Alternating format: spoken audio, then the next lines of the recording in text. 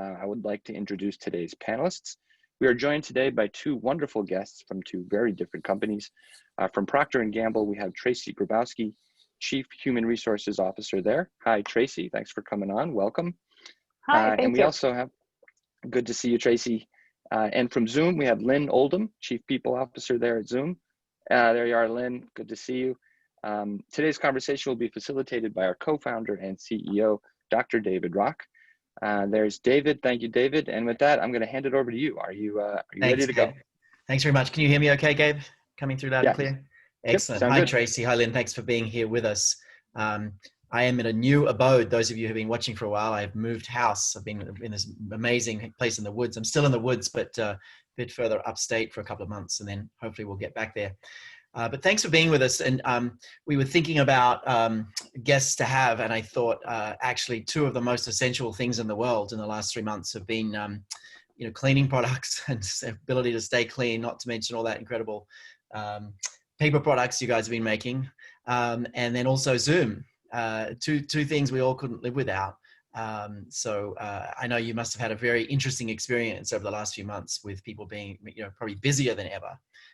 Whereas other companies maybe in a different way. But we're going to dig in and do more of kind of a panel conversation on a few topics to just give you a little bit of context for everyone. First of all, we published a piece in the last month called Build a Better Normal.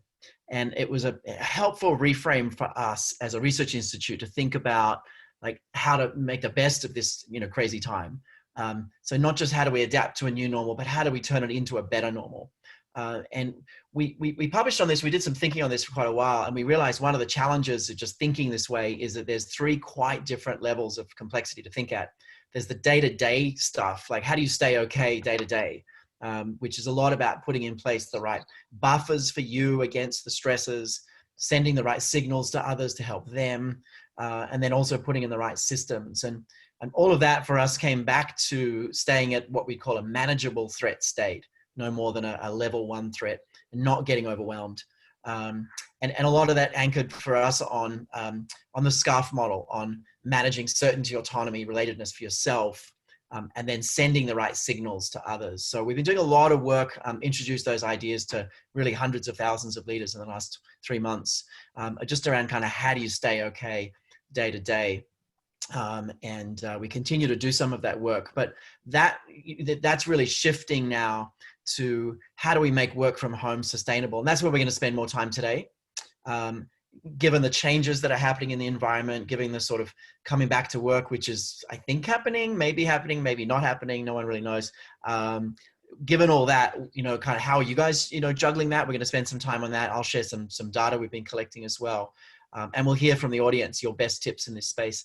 And then the third one, which we'll also spend more time in, is how do we leverage this moment in terms of the bigger things? And we'll hear from Procter Gamble and Zoom around some of the bigger things that you're working on. And then we also added a piece today, which really is around addressing what's happening. And we're going to close with some of what you guys are doing and some of the things inspiring you around addressing the race relations issues that are going on as well. So we will close with that, with a little bit of time as well. So let's jump in.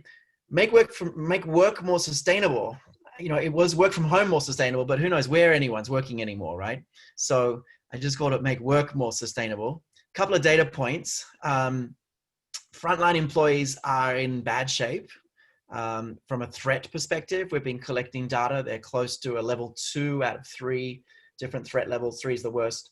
On average, they're close to level 2 threat, which is really bad for mental health, physical health, immune system, just, productivity, performance, everything. Frontline employees are not doing that well, but strangely enough, they're also more productive. So they also report being more productive because of being able to work from home and fantastic tools like Zoom and other things. The same time, they're not getting their own work done, which is interesting. So people are reporting, not everyone, some people are getting, 10, 20% more work done than normal of their own. But on the whole, people are not getting to their own things. They're putting out a lot of fires, managing a lot of things in a lot of meetings, all of that.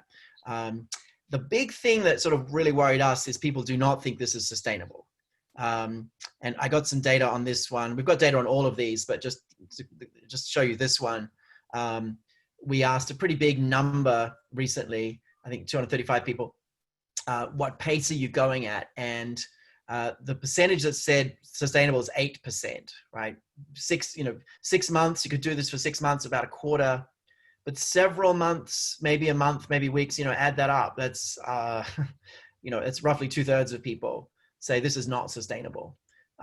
So clearly we need to do some things differently in our organizations to make things, make things a lot more sustainable. So let's have a conversation about that.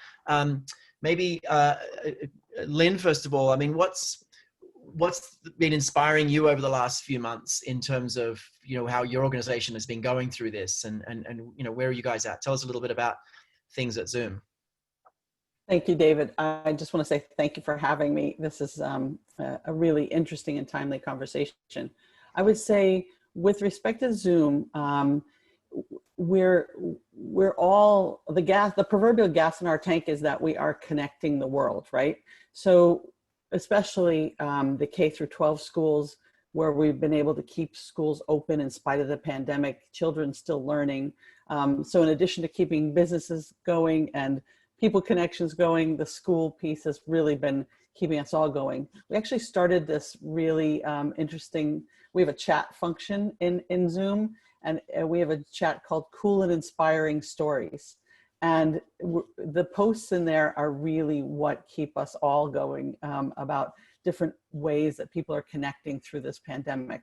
And then I would say the other inspiring thing for me is the pride in employees. You're right, they're working tirelessly now to keep that platform up and running so that people around the world can stay connected. And it is not without its toll, for sure.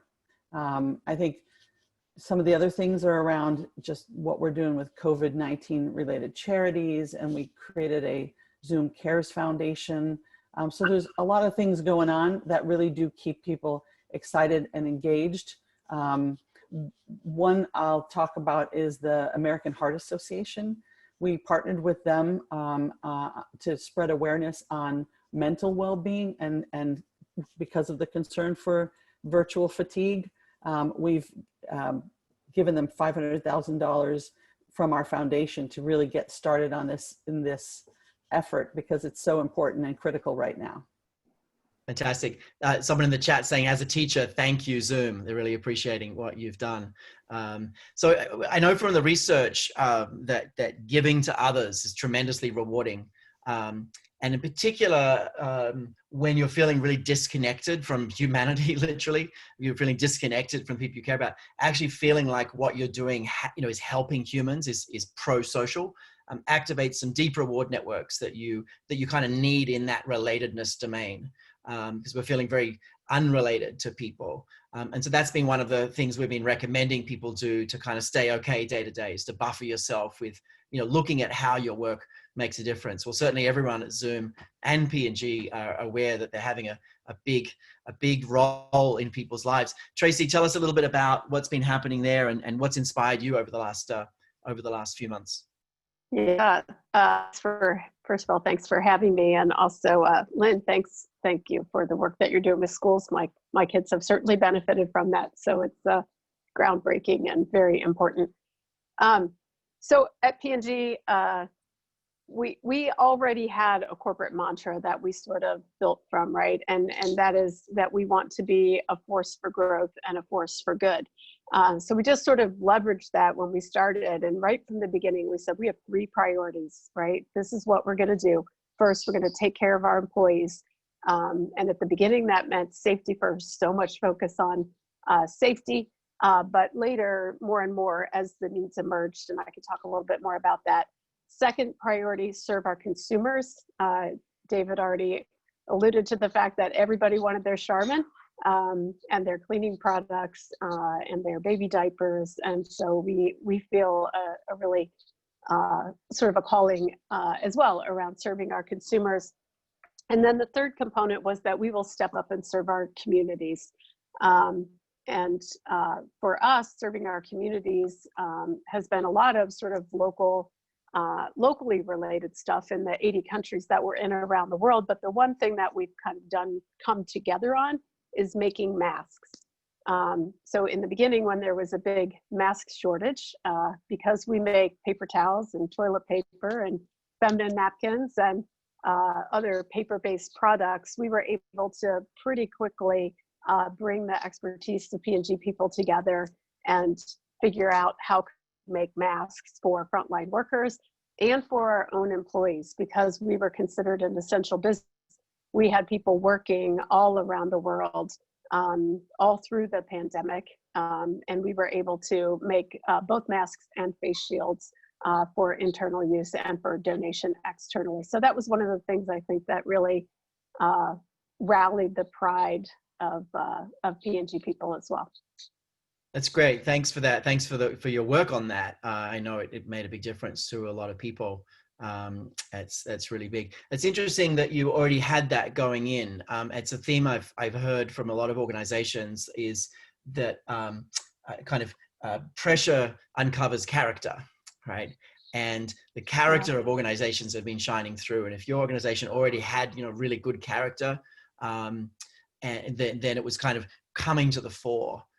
We really heard that. And it sounds like you had some really good principles that were important to you. I know you guys also did a lot of work, and we did some of this with you on growth mindset. Yes. We've heard from other organizations saying, wow, we're really glad we did that in the last few years, because it helped everyone. Can you speak to that at all, and sort of the relevance of growth mindset in this time? Yeah, I mean, I think the learning from others has been really important to us. So a lot of times I think as companies, we're sort of, oh, this is proprietary, or, we want to have a competitive advantage for something. And when it came to this sort of global pandemic, I think that all went away really quickly. And we said both internally and externally, we have got to learn from others here. So internally, even we had the benefit, I guess, if you want to call it that in some twisted way, of having a large organization and business in China.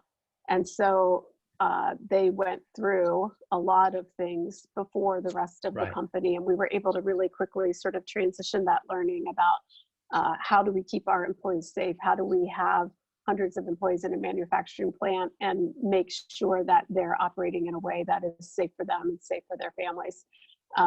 And then a lot of the external learnings as well. We've been doing a lot more partnerships on things like how would we progress testing, and how do we get our products to consumers. So I think the learning from others has been a really good one for us, and a little bit of a habit change.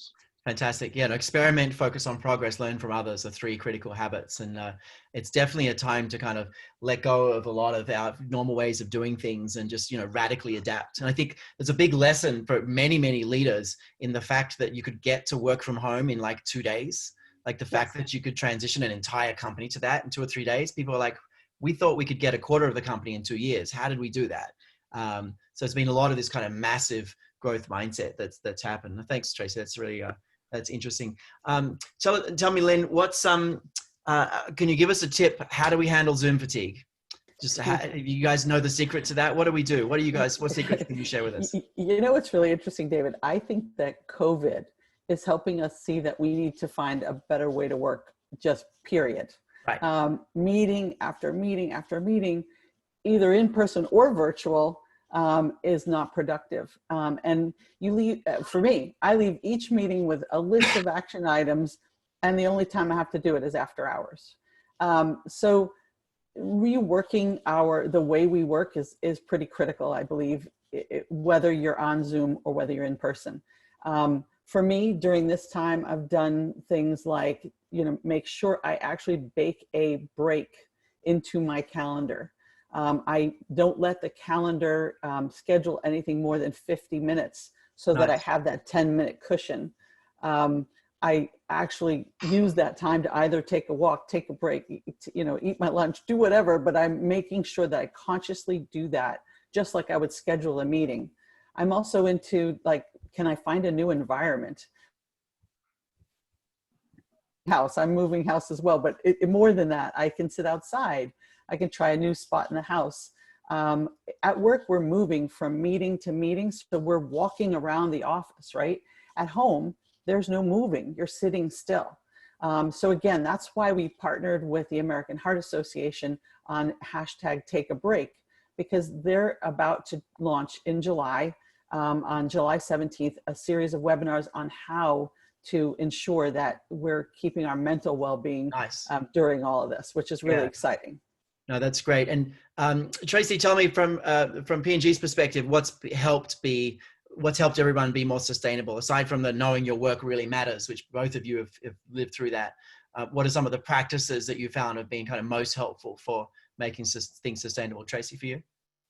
Yeah, I mean, I think we've gotten, it's been a good inflection point for us, in my view, on empowerment. It is one of the areas of our culture that we've been trying to push forward, more agility and more empowerment. And we find that that sort of happens by necessity in this environment, right? So I'll tell a story. We had a plant in the Middle East, and the government mandate was such that people were not allowed to cross state lines. And a state, more like a county, maybe in the way we would think about it in the US. And just by virtue of how this plays out, most of our plant technicians lived within those state lines, and none of the managers of the plant lived within those state lines. And so the plant ran for 2 months with no managers in the plant, right? So I think it's just a great example of when you empower people and you give them a little more space, they're able to do what they want. And then that translates as well to the people that are working from home. It does require a little bit of a leap of faith from some managers to say, I'm going to trust you and your flexibility. I'm going to trust that if you decided you needed a walk at lunch, or you were going to play with your dog, or you needed to take care of your kids or help them get on their Zoom lessons, that would be a good way to do it. So we really pushed trust people, empower them to make the decisions that are going to work for them. They know their situation the best. They know what other pressures they have pulling at them. And I think that's been really good for our culture. Yeah, fantastic. It's a really, interesting time, and so many levels. And I think we did a lot of research on capacity and the cognitive capacity we all have, and kind of what the limits are and how it's limited in different ways. We just came out with a framework on that last year. It was very timely. And it reminds me, the situation right now reminds me of kind of when cars were first invented. We went from sort of horses that went, quite slow to cars that went very quick. And for about a decade or so, there were no road rules or speed limits. It was just, there are cars, there are roads, go. And lots of people didn't make it in that time, right? Because it just went and it's a bit like that. It's like, okay, well, now meetings can happen. Now you can have 20, 30-minute meetings in a day, back to back, right? With anyone everywhere, all around the clock. So go. And it's like, actually, there needs to be some road rules and speed limits in a bunch of ways. And including the number of, meetings you have, the gap between, good amount of downtime as well is necessary. The other thing we've been advising is Monday, Tuesday mornings, leave them meeting free to do your own work.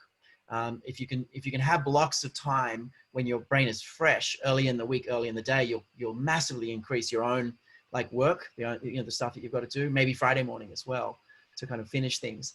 So there's some road rules and speed limits like that are, tremendously helpful. And then we've also had a lot of insights on how to make the actual interaction within the meetings much more powerful through what we call parallel processing, where lots of people are actually able to interact directly with each other in real time, not just kind of, one or the other. So anyway, that's some things we've been thinking about. Let's go to chapter 2.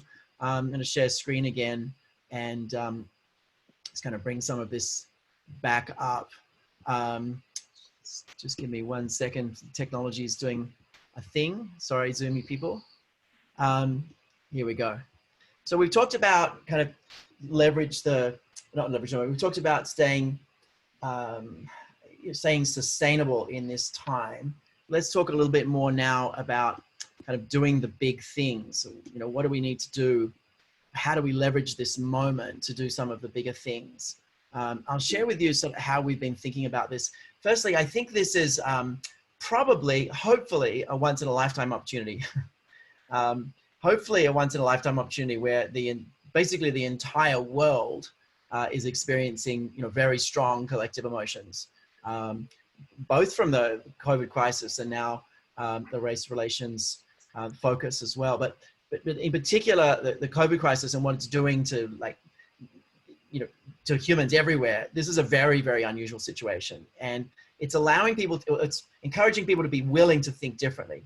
And also everything is stopped, which is very rare. Everything is kind of stopped. Like, just about all kind of work processes are up for grabs. Very rare. Hopefully it won't happen again in our lifetimes, right? So, my challenge to you as leaders in your organizations, all of you, is how are you going to leverage this moment? Because this moment may never come again in your professional lifetime. How are you actually going to leverage this moment?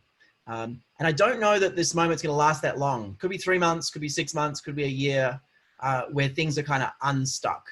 It's really important. We've been asking some questions about this, and sort of one of the questions we ask people is, how has your organization most positively surprised you? We got some 400 something responses to this. And, the big one is the flexibility, the ability to work from home, and also the openness to rapid change, but in particular, the real flexibility. Crazy thing about work from home is, on average, it's a day a week more productive. Not for everyone, and not for everyone all the time, but on average across large numbers, it's literally 20% more productive. There's very good research on that. But still, there's a ton of biases that people have about it, being worse. There's no question that not everyone wants to work from home. There's no question a lot of people want to go back to the office. And I'll ask you guys some questions on that in a minute. But it's clearly we could do with some changes in this space. One of the other questions we asked is, what's the magic you want to maintain? And this is another interesting question. We got about 400 responses. And again, now we had flexibility around working hours, working from home, kids with pets, all of that. But also 30% at the bottom one, the human first connection. So, both of these are about, really respecting the humans, and really putting the humans at the heart of this transformation. Without taking your eye off performance, that's obviously important, but actually bringing the humans, back into the conversation. And so, as we think about, going forward, I just want to throw one thing out to you. There's crazy research out there on having a long weekend every second week or even every week actually making people more productive. Not just more sustainable, which it does, not just more happy, which it does, but actually more productive. Microsoft, Japan, the whole country did a big study on this. Patagonia did a big study on this. This is pre-COVID, but everyone's doing like 40 or 50 hours by Thursday night. And working incredible hours, incredible focus under incredible pressure. So, it's just, if you were to think about one thing that could be a really interesting experiment about putting humans first, you could experiment with, does that work in your organization? What implications does that bring? But, that's an example of putting humans first, because you might, imagine if actually a full 4-day work week actually made your whole company more productive and sustainable and everyone more engaged and actually more profitable. If that was the case, wouldn't that be pretty good to know? It's scary, right? It's even scary bringing it up. But wouldn't we really want to know if that was the case? Because you might have a much healthier company and country in that whole process. Now, the fact is, people will probably work 40 or 50 hours in 4 days, as they are. But then they'll have intensity, rest. Anyway, these are some of the things that sort of, we've been pondering on and need more research. But tell me, what's your plan for reopening your workplaces, and kind of what are some of the big changes that you're mulling over? We won't hold you to them, but what have you been mulling over in terms of big changes, and kind of what's your plan for changing? Lynne, do you want to go first there? Sure. I think, thinking about coming back, the most important goal for us, and I'm sure everyone, is to keep our employees safe and healthy, right? But I think, to your point, which is an excellent one, is that we need to be listening. So we've done 2 surveys to date, one really early on and one just concluded Tuesday, where we're doing a lot less telling right now and more listening. We're really tuning into the employee, our peers, and we're taking a watch, listen, and learn stance over the next 6 months, because last week we had an all hands meeting and we shared with our employees that we're not going to open the offices again until 2021. Wow. So we're really going to take our time. I mean, we are uniquely qualified, maybe not uniquely, that's the wrong word, but we are qualified to do this, right? This is what we do. So there's Right. no need for us to rush. There really isn't. Can I Surprisingly just pause there though, for a second? yeah. That's fantastic news. I love that boldness. I remember like early on in March or April, Microsoft said, you know, all in-person events are canceled till July 2021. And everyone was like kind of anxious about that at first, and then went, oh, that's really helpful. It's really clarifying, creates a lot of clarity. And I think there's a lot of unclarity, uncertainty right now, and coming in and saying, look, our offices are not opening till at least, you know, January 2021. I actually think it frees people up in a lot of ways. It actually creates a lot of clarity for folks. So congratulations on doing that. It does. It allows people to really, you know, get their lives settled, right? Somebody said to me the other day, we were living our lives through the cracks of work, and now we're living and work is happening in the cracks. And I think, like you said, still at a productive rate. So again, you know, we're not in a rush. So that's the tact we're taking right now, is just really doing more listening, observing, watching. Fantastic. That's great. Tracey, what about for you? I know we all want you to keep making stuff. So some people have to be in factories. It's not as easy for you guys, but what's your plan on coming back, and then also the things that you want to really build on? Yeah, thanks for asking. First of all, I will say I'm personally a big fan of the 4-day work week. When my kids were little, I worked 4 days a week for 6 years, and it stayed with me forever. It's where I learned how to get 5 days worth of work done in 4 days, and it's served me well. So I have some positive personal experience with the 4-day work week. So yeah, we're a little bit different than what Lynne's talking about. We have not made big company-wide declarations because of just what you said. We have a lot of different types of employee groups in a lot of different places around the world, and they're very differently situated. So we've taken sort of a more nuanced approach to that. So we do have about half of our, you know, almost 100,000 employees who are working and have been working we've all been working. They've been working in our manufacturing facilities and our distribution centers as we've been going along. We have, in most places, worked harder to get our employees back in our lab settings, because obviously, while I can sit here and do my work pretty effectively from home, we have a lot of biologists and chemists and scientists and the people that work with them on invention and innovation, and that requires a supportive workplace. So those people went back a little bit earlier. We are again in stages around the world as it becomes appropriate to do so based on sort of the local circumstance, the degree to which public transportation is required. We have been having office-based employees go back to work. So for example, I'm at home today, but I was in the office last week. We are doing purple and orange teams. I think that might be because it's Tide colors, but I'm not positive. Anyway, they didn't let me pick the colors. I don't know why. But we have about 20% of our employees who go in 1 week. About 20% of employees will go in the next week. So we're not cross-contaminating, running a risk of that. And then of course, that leaves another 60% of people who are still working from home. And we're trying to be super flexible about how we do that. Some people who have been, you know, literally working on their bed because they're in an apartment with lots of roommates are very eager to get back to work. Other people have childcare issues or other types of caregiving issues or health concerns that would cause them not to want to. So we're kind of taking it in phases. We're trying to stay really flexible. We have not made a big, broad declaration that we think work from home is superior to work from office, nor the other way around. I think we're saying, look, we still have a lot to learn here. We did it one way for a long time. We're learning a lot of other things. Do we have a minute for a story? Yeah. Okay. So maybe just to illustrate the differences, right? So, okay, we have a big company. We have to close our books. We have a service center in Manila in the Philippines. And, you know, many people who have traditionally been together there working in the office, then doing the kind of accounting type of work that happens to close the books. What we've realized is those people, many of them commute to work on a jeepney, like an open air sort of shared bus kind of thing, for up to 90 minutes a day based on the distance that they live and the traffic in Manila, each way 90 minutes, right?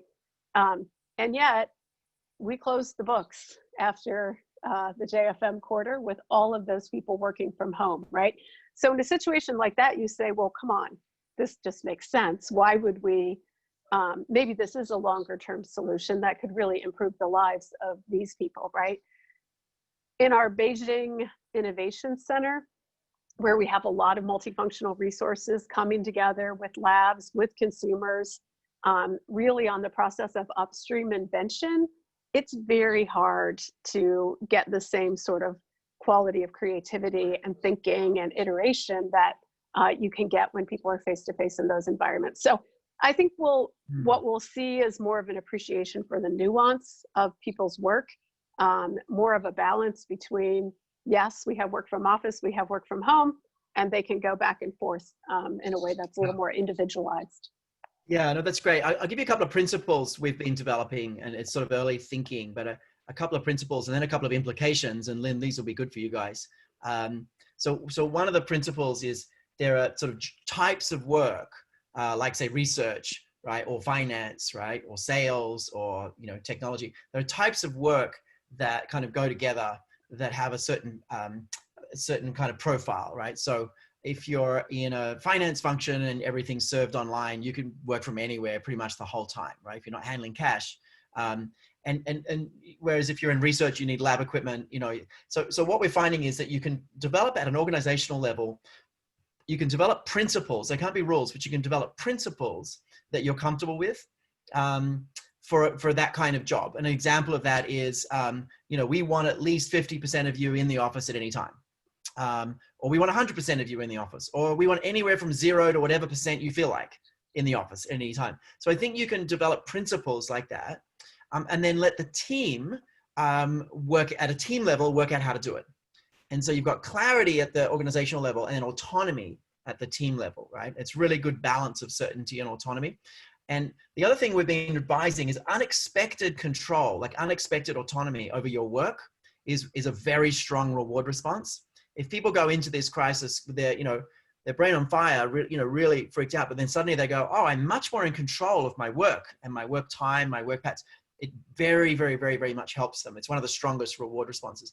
So we've been saying, look, work out at a team level the number of synchronous hours you need, and then work out which of those hours will be best. So within even a finance team, how many synchronous hours do you all need to be online at the same time? Maybe that's only 20, right? Maybe it's 10. Right? How many hours you actually need to be on, and then which are the best hours, and maybe it has to alternate, to accept different people's patterns, and then say, all right, well, if you need to be on 20 hours and we're going to do 4 hours a day, 5 days a week, do your work any other time.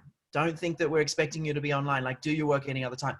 This gives people a ton of additional autonomy over their time to now be sustainable by exercising more, by spending time with their kids more, by doing their gardening for the whole afternoon. And, so it's really helpful giving people that autonomy.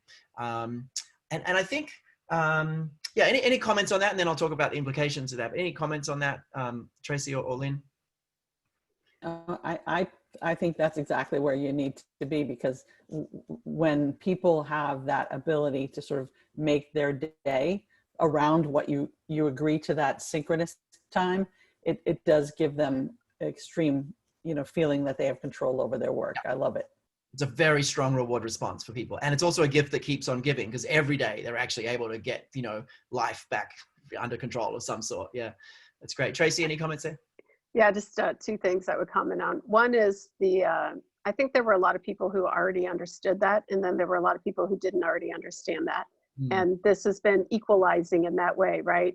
Of the office-based employees, everybody had to work from home. And so I think a lot of lights came on for people who may not have been supportive of that idea previously, all of a sudden when they're doing it themselves over a period of time, start to see like, oh yeah, no, nobody's slacking off, or whatever their fears were. I can reach people because we have technology to enable that, right? So I think that sort of equalizer on people experiencing it for themselves is going to be a big accelerator for flexibility. Yeah. The other thing I would say that I think is not going to go back to the way it was, at least it doesn't feel that way to me right now, is travel and large meetings. I think we have a lot of people who are missing the human interaction, the day-to-day energy that you get from people. But I don't hear a lot of people saying they miss the big meetings and the travel, right? And so I think that's one that we've learned a lot about how we can do that in more creative ways, whether it's learning or strategy deployments, or even things like we used to do a lot of travel for market visits, or where the leader would go to visit Greece or Thailand or wherever to look at the local market. We're doing really changing our capabilities on how to do things, a lot of things virtually, not just meetings, but how do we do consumer visits virtually? How do we do grocery store visits virtually? How do we visit our markets virtually? And I think that's going to stick. That's gonna stick, absolutely, and that's one of the implications I want to talk about. I haven't heard anyone say I really miss my 40 hours a month in airport delays, just like tearing my hair out. No one said that, right? Or the 100 hours every quarter spent just traveling pointlessly and jet lag, everything else. It's really interesting. There's on the sort of human skills side, like anything to do with sort of human interactions, you're not like in the technical world so much. I profoundly believe that you can do everything virtually, you can do in person, and actually better. So we've got data on this. In fact, we bet our whole organization on this, that you can do things virtually better than you can in person, particularly around learning, meetings, gatherings. We're helping one of the biggest companies in the world at the moment reinvent their big 300-person annual leadership event. It's normally like a fly everyone in from around the world. And it's going to be dramatically better the way we're doing it virtually, because it's spaced out and it's little chunks and it's over a few weeks and it's like interactive and everyone can actually be included in every moment in much more rich ways, right? So I think companies are going to see like, the old way we did things actually was really inefficient.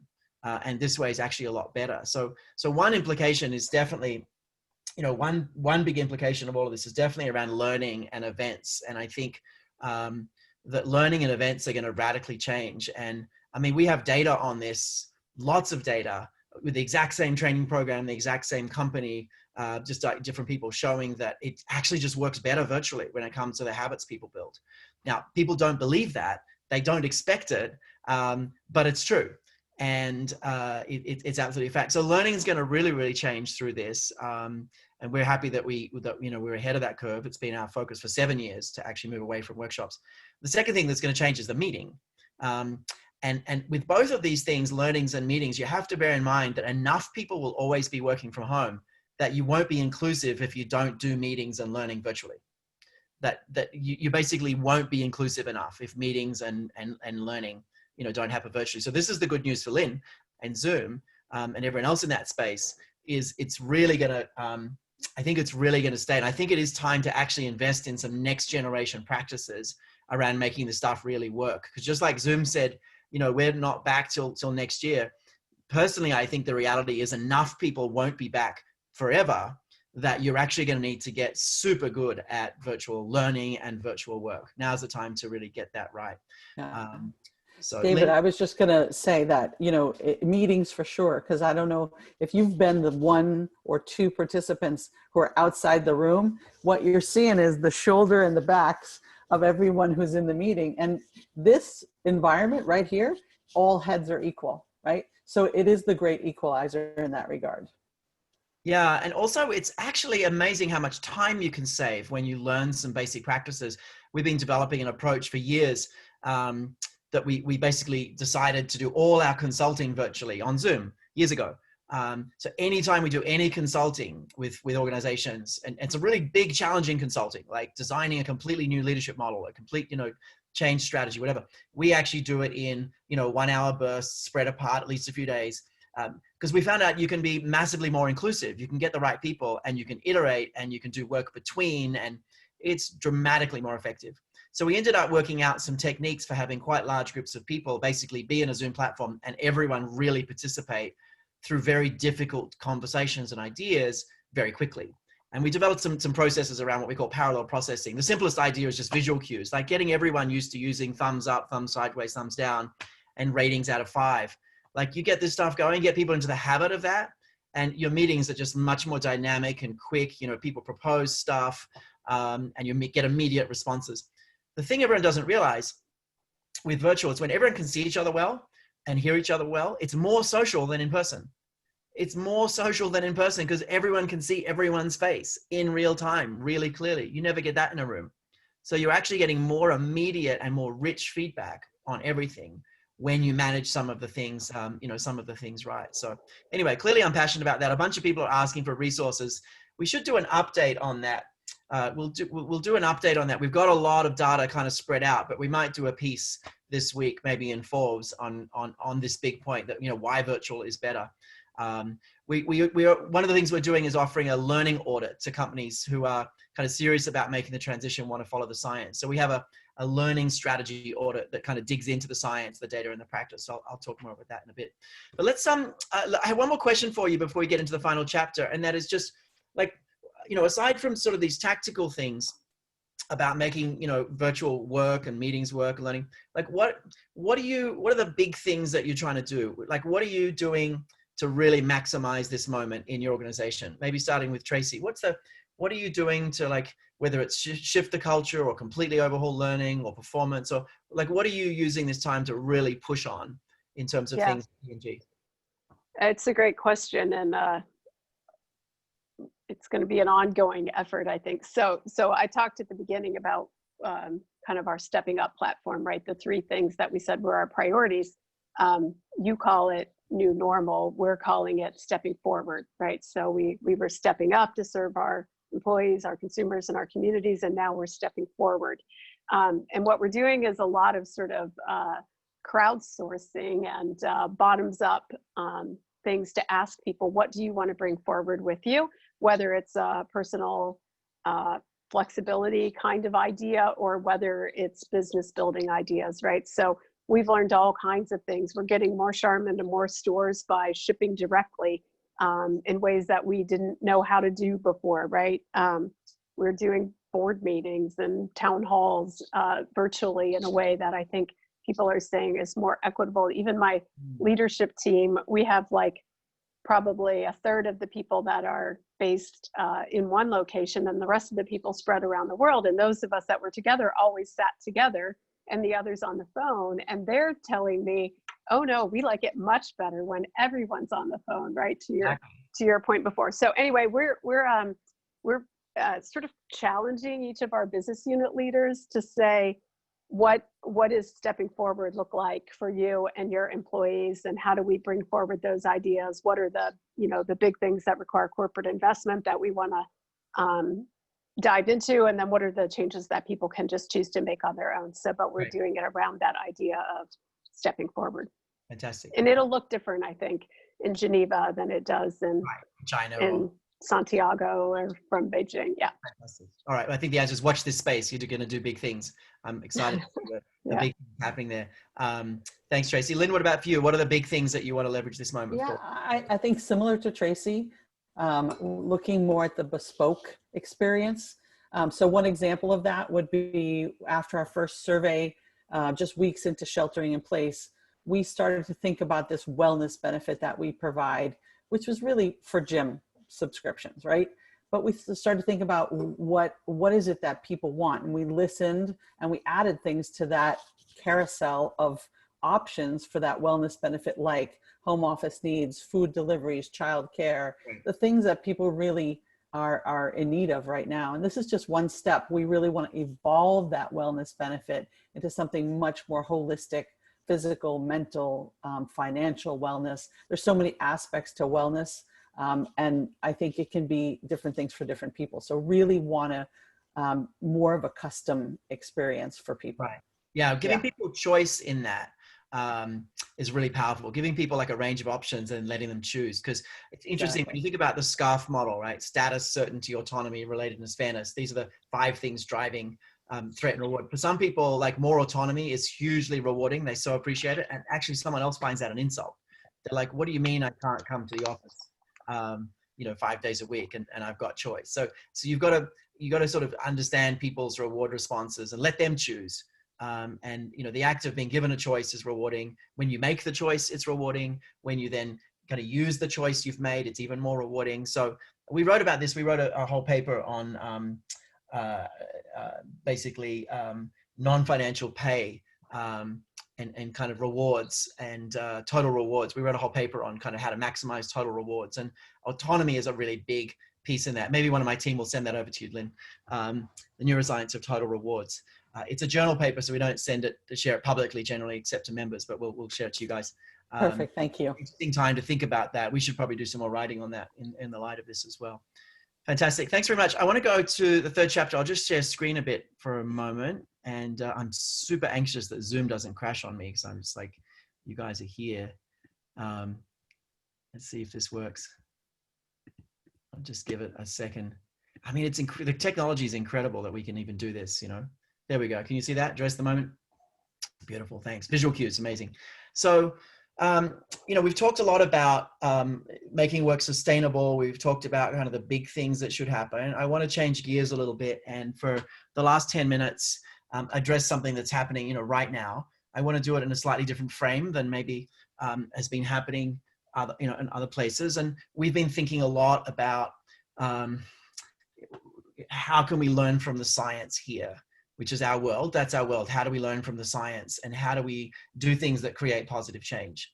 That's literally our world, is how do we work out the right habits that create the biggest positive impact, and then how do we scale those habits that create the biggest positive impact? And the racial movement that's happening right now is a critically important one for society, for the people who are affected, but for everyone. It's critically important. And, I've seen data on this, a sense of unfairness. There's a whole book on this called The Spirit Level. A sense of unfairness correlates directly to health outcomes in a state and in a country. They've actually mapped this. So a sense of unfairness literally creates worse health outcomes from birth to death, like every single point. A sense of unfairness is deeply, deeply affecting everyone, not just the people who actually are directly affected. So, this is something that I think it's, obviously an idea that, needs to be addressed, must be addressed. We've been thinking about how to do it. We published a piece last week.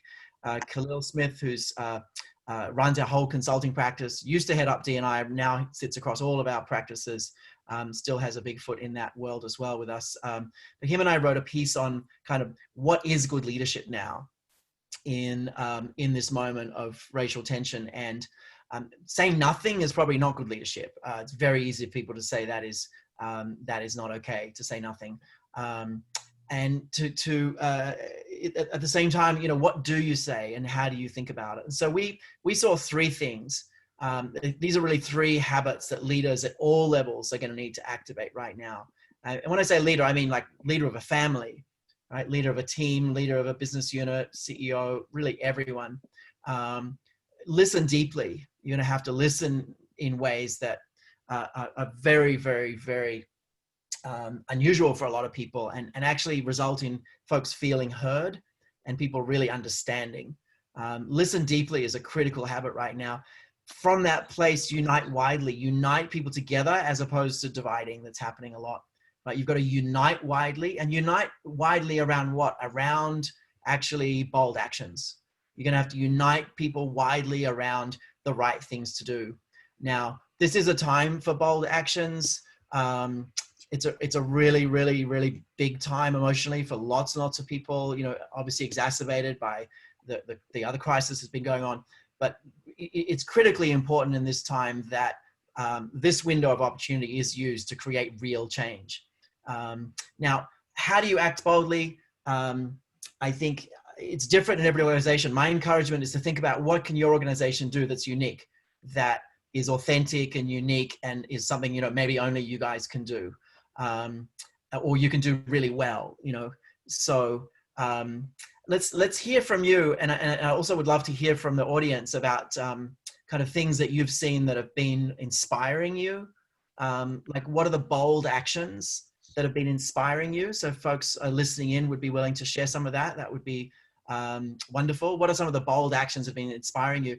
Let's start, Lynne, with you. You know, what are you comfortable sharing that your organization's up to, and what's inspired you around kind of acting boldly here? Yeah, I think we're early in the journey, and I think, but it's profoundly impacting all of us. And I think, you know, we're thinking about this not only inside Zoom, but how Zoom impacts the world, because, you know, we are the tool that's connecting people right now. So we're thinking about it from multiple perspectives. Our CEO wrote about 2 weeks ago, I guess a little bit more than 2 weeks ago, recognizing what's going on in the world, the institutionalized racism that Blacks endure in this country. But he acknowledged our teammates who were in pain, but he also said we're on a journey of learning. At the same time, you know, we're committing to fight for racial equality, but we need to listen. We need to hear our employees, our customers, our communities that we serve. Last week in our all hands, I moderated a dialogue between our Black employees, our CEO, our new Chief Diversity Officer, who joined us just recently, and thank goodness that he's come along with us. And essentially, we just had an opportunity to expose the pain that's all around us and talk about how we can work together to make things better. So I think that's really what it's all about right now for us, is just making sure that we're working together, and we're listening, and we're thinking about those bold actions. We're not there yet, but we've got a really good start. We'll start with listen deeply, right? Mm-hmm. Start with listen deeply. And that's going to mean listen like digitally, like give everyone in your company a chance to have a voice, as well as listen in teams, as well as listen one-to-one. So it's different scales, different intensities, but I think it's got to be, you're really listening deeply. Thanks, folks who are putting things in the chat. I appreciate hearing some of the things that are inspiring you. Tracey, what's been happening there in this issue that you're comfortable sharing, and also what's been inspiring you? Yeah, thanks. I really like the way you positioned, like, what can a company do that is authentic to them and where they can make a unique difference. And Lynn, I appreciate that I'm sure there's no easy answer, but the fact that you're thinking about the platform that you have as a connector and how can that be used to affect change, I think that's great. At P&G, we have, I'm the CHRO, so I care a lot about what's happening internally. We have a lot of things to be proud of, but we have still a lot to learn. And so we're really on the listening deeply point, encouraging people to be on a learning journey. And we are also encouraging people not to make our African-American colleagues responsible for the learning of everyone. There's a lot of resources out there available that we can use to educate ourselves. So that's one of the things that we're doing internally. Externally, I would say P&G is the world's largest advertiser, right? So that's one of the special assets that we can use to affect change. So a couple of things that we're doing. One is we're really trying to drive dialogue. And so we've created a couple of videos. Maybe some of you saw them if you were watching the Oprah specials this week, but one is called The Talk, referring to the conversation that African-American parents need to have with their children, and they need to have these conversations, and what does that mean? And another one called The Look, which kind of gets at this point of the ubiquitous looks that people get and how disabling that can be. These videos are available publicly. You can find them on our website. I think they'll probably share a link with you here. But they're great for driving dialogue, right? You can have people watch these videos together and then have a conversation about, what does that mean? Why would that be necessary? How have I participated in that? And how might I drive change, right? On the advertising front, we are super committed to say, look, how do we make sure that when we have any human being that we reflect in our advertising, that we are portraying them in a positive and authentic way, with no stereotypes. And we are trying to influence the media industry as well in that regard. So lots of work to do internally. And I do think there are some places where each company can take their platform and take some bold action externally. As the world's biggest advertiser, you guys are people to watch for sure. I was really inspired and moved by the work you did on, you know, the Gillette, I think it was, the men's movement and being respectful to women and stuff. And it was very controversial and really important. I think it started some really good conversations. So thanks for the work that you're doing there. And I know David Taylor, your CEO, who I spent some time with, is really passionate about a lot of these issues. You know, very, very personally. Thank you. I know you guys had something just drop in the last couple of hours. Let's put that in the chat as well. One of my team just shared that. We had some fantastic new videos just drop. Maybe Marshall, I think, shared it with me. Can drop it in the chat with you for folks as well. We've just put it in. So there's a new thing just came out as well. The Choice, I think, is probably what you're referring to. Yes. Yeah, The Choice that just came out. A wonderful video to watch.